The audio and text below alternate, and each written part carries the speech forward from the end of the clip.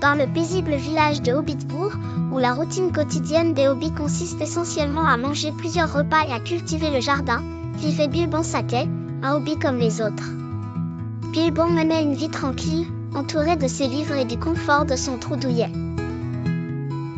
Il aimait particulièrement ses petites habitudes, bien loin des aventures et des dangers du monde extérieur.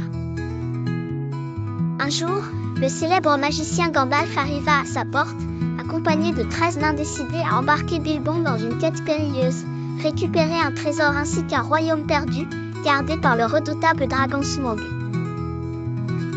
Bilbon, peu séduit par l'idée de quitter son confort, hésita longuement avant de se laisser entraîner par l'insistance du magicien et l'excitation des nains. Le début du voyage fut loin d'être simple.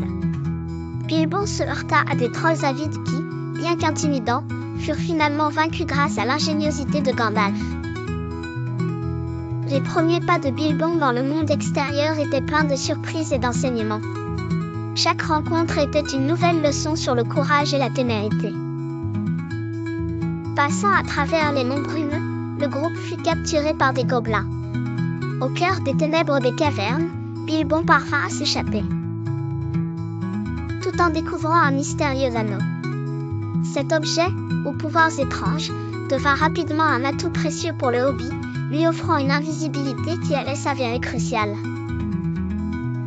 Leur chemin les mena ensuite chez les elfes, où Bilbon fut témoin de la magie et de la beauté des forêts enchantées. Les elfes apportèrent au groupe conseil et répit, soutenant leur détermination à poursuivre leur mission. Finalement, après maintes péripéties, Bilbon et les nains atteignirent la montagne solitaire, repère du dragon Smaug. La tension était à son comble alors que chacun redoutait l'énorme puissance du dragon.